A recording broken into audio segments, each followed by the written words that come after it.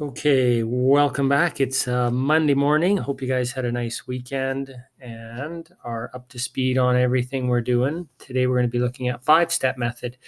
This is a 2-day topic. So today we do the easier reactions, tomorrow we do the tougher ones. Five-step method is another way of being able to write out balanced chemical reactions that are redox reactions. So you guys have learned half reaction method, building two half reactions, balancing electrons and combining those into a net. Now we're going to look at five-step method. So before we do that, let's do a little review from Chem 20 and single replacement reactions. So this is page 200 in your guide. So if you're following along on page 200, what would you predict as the products of these single replacement reactions using your chemistry 20 knowledge? Copper would join with chlorine to make copper chloride and hydrogen gas. That would be pretty reasonable from Chem 20. And with nitric acid, we would get copper nitrate. That's copper 2 is the most common. And hydrogen gas. So that would be a pretty fair prediction. That's my fair face for Chem 20. So if you try these in the lab, you will discover that this is not at all what you get.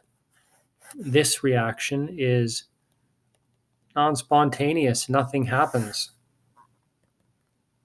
So now you're frustrated. And this reaction does work, but it doesn't give this and it doesn't give this. So we have the wrong products.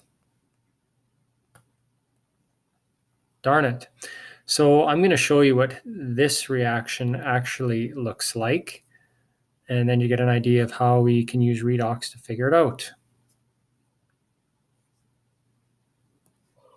We're in the demo lab to see Lonnie oxidize copper metal, oxidation state 0, to copper ions, oxidation state +2.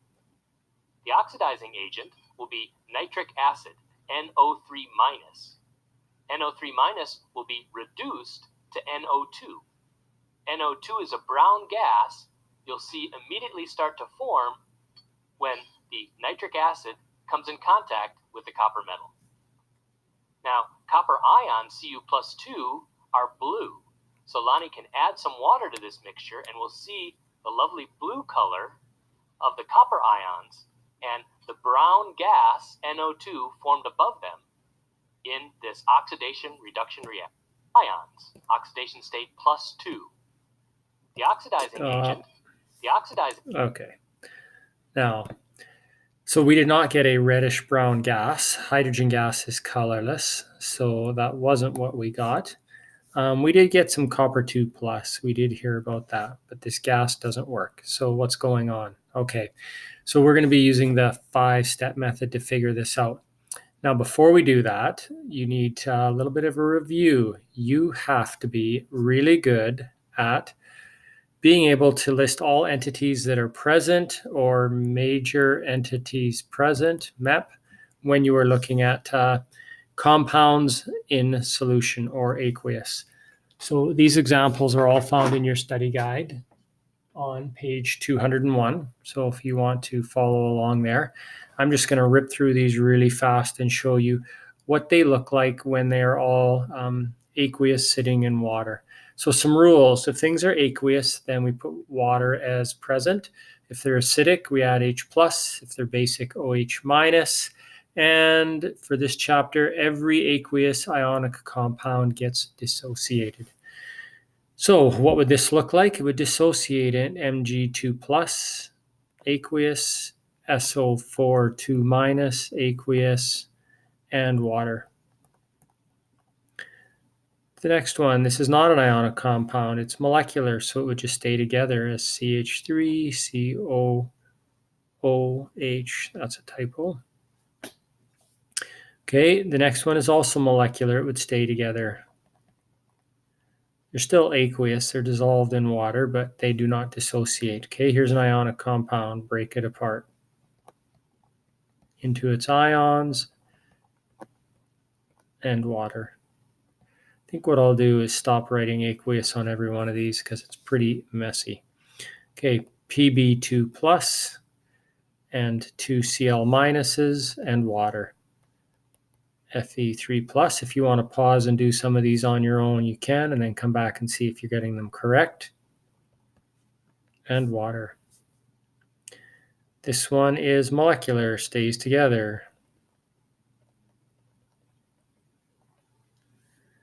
And acidified. Now this one's important. Acidified means that there's H+ present. So we write H+, then we dissociate the ionic into two K pluses and a CrO4 2-. Basic, OH-.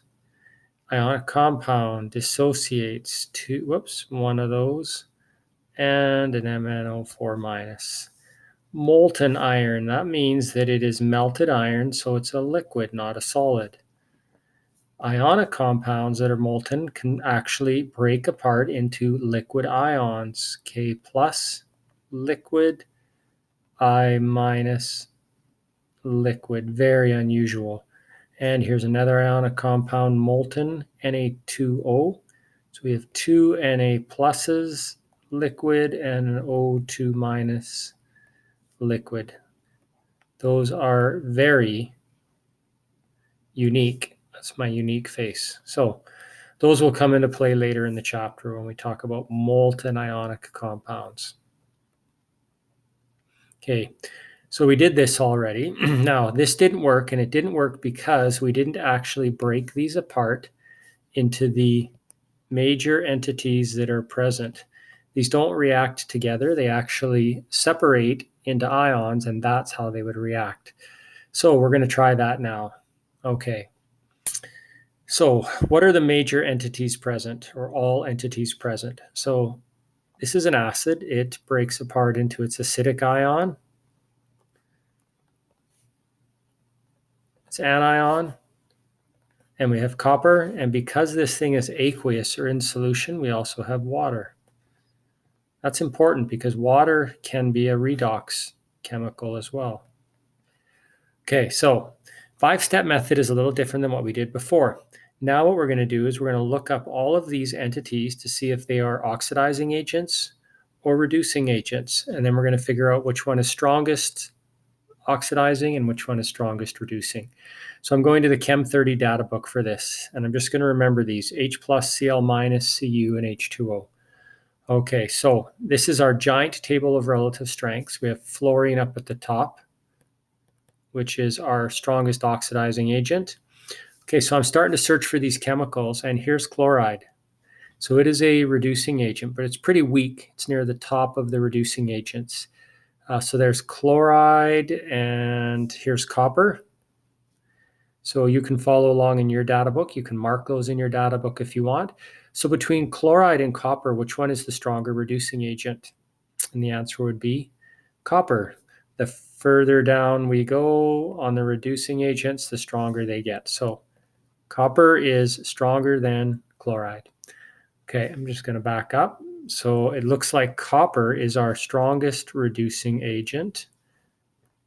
There's one more reducing agent right there. Water as a liquid is a reducing agent, but it's also weak. So chloride is the weakest, then water, and then copper is the strongest. Okay, so we've identified the strongest reducing agent. Now we're going over to the oxidizing agent side, and we are looking for H+, Cl-, Cu, H2O. Okay. H+ is found right here at 0. Okay, it's in the middle of the table. Now, I know these from experience. You'll get better at finding them as you use this table more. Here's water. So water is also an oxidizing agent. So which one is stronger, H2O or H+? As an oxidizing agent, we would say H+ is strongest oxidizing agent. Okay, so now we can write out their half reactions from the data book. Strongest oxidizing agent is hydrogen ions. 2 of them will gain 2 electrons and make hydrogen gas. Okay, strongest reducing agent was copper solid. And so I'm flipping that reaction from the table of relative strengths because we have copper solid right here. This is the reactant, and copper 2 plus is the product. Copper solid is the reactant. It loses 2 electrons and becomes copper 2 plus, aqueous. Okay, so now we want to come up with our net reaction. So in this redox reaction, only the H plus react, only the copper. So the chloride is a spectator ion and the water is a spectator ion. They're not actually involved in the reaction. Okay, electrons are balanced, 2 and 2, so they will cancel out. 2 gained, 2 lost. So we have left over 2H plus, 1 copper solid produces hydrogen gas, and copper 2 plus. Now, I said earlier on that when you actually try this one out in the lab, it doesn't work. It's non-spontaneous. Why? So we can look that up. Is it spontaneous? We go to the table of relative strengths. There's our copper solid as the strongest reducing agent, and here's H plus. So the H plus as an oxidizing agent is below copper. And remember the spontaneity rule, if the oxidizing agent is below the reducing agent, it's non-spontaneous. So in fact, this reaction does not move forward, it does not proceed, there's no reaction. So we don't have any diagnostic testing to worry about because nothing happens. Okay. Now we're going to go and look at the second one that we predicted, which forms copper 2 nitrate and hydrogen gas. And you saw in the demo that's not true. We get a reddish brown gas. What's going on? Okay, all entities present. Nitric acid. So all acids are H plus and NO3 minus. As its anion, it's aqueous, so we'll add some water. And we have copper solid. Okay. So now we go searching for all 4 of these on the table of relative strengths, and we already know copper solid is right there. Okay, water we know as a reducing agent is there, it's weaker, so copper is stronger. What else did we have? So we've looked up copper and water, NO3 minus and H plus. If you scan this column, you will not find NO3 minus or H plus anywhere on the reducing agents. So that's it. Copper is the strongest reducing agent. Okay, now we go look up all of these on the oxidizing agent side. So remember, water is a really weak oxidizing agent right there. If we continue up, there's H plus. And we also had NO3 minus. And it's actually found right here. But it's in combination. There's 2 of them, H plus and NO3 minus. So they're actually working together. So this is called a combo oxidizing agent, NO3 minus and H plus. And those together are the strongest oxidizing agent. So here's how you show it. You put a line between them, and together they are the strongest oxidizing agent. Okay, half reaction for that was 4H plus reacts with 2 NO3 minus to produce N2O4 gas and 2 water plus 2H2O liquid.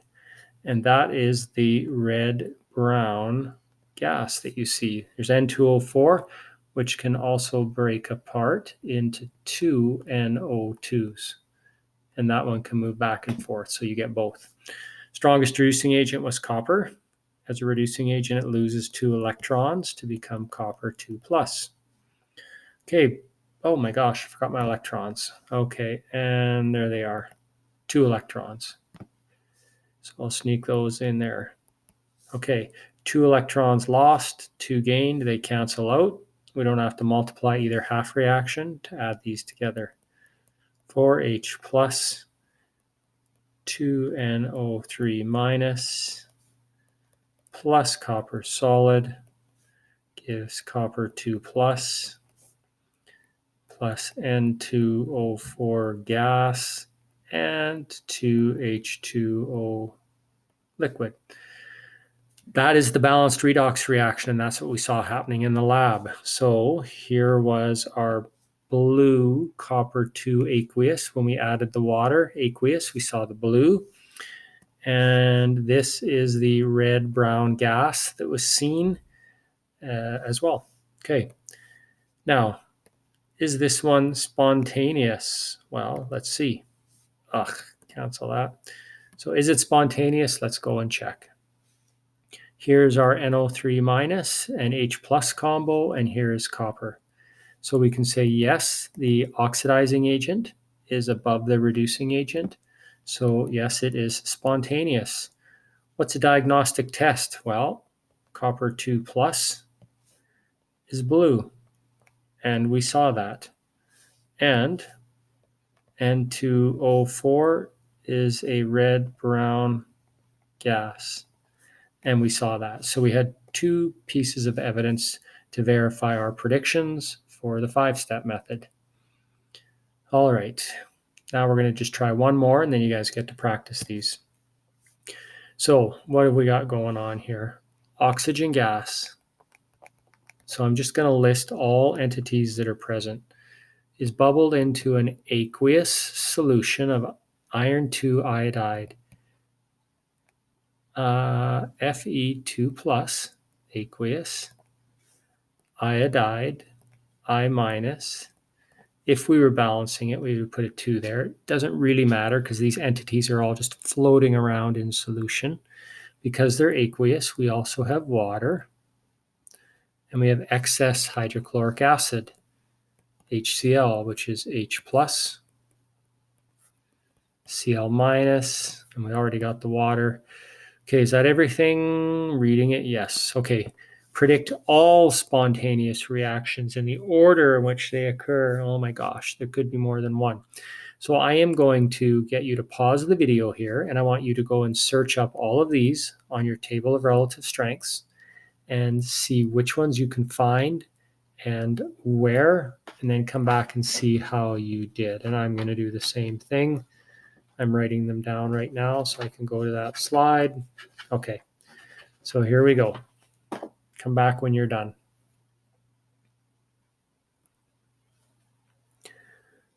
Okay, so strongest oxidizing agent of all of them, I believe, is this guy. Oxygen gas combined with 4H plus makes for a pretty strong oxidizing agent. Okay, that would be your strongest one. So that one's going to go first. I'm just going to put H plus in here from the acid. Okay, O2 gas.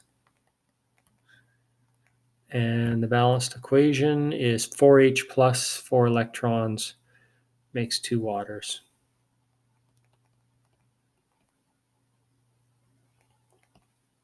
I think I got that wrong. That was 4 electrons. Let's clean that up.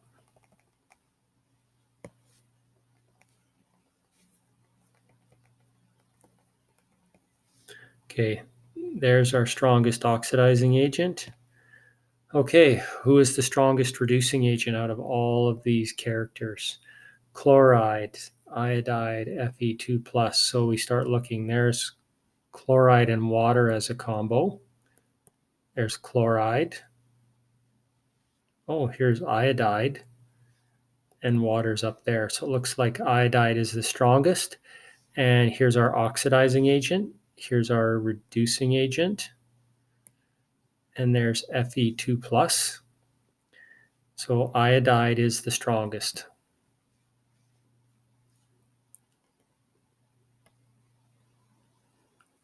Two iodides will lose 2 electrons to become iodine. Strongest reducing agent. Okay, 4 electrons gained, 2 lost. So this bottom reaction is times by 2.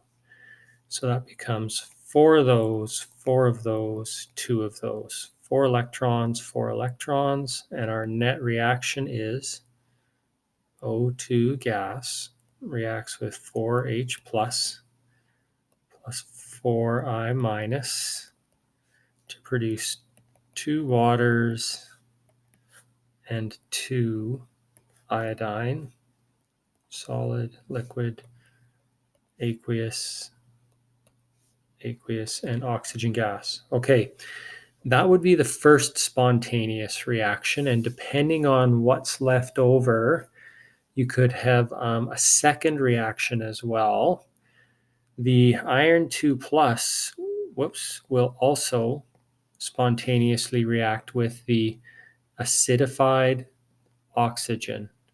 So that could potentially go as well. So the oxygen gas as our strongest oxidizing agent could then react with our next strongest reducing agent, which is Fe2 plus, losing 1 electron and becoming Fe3 plus.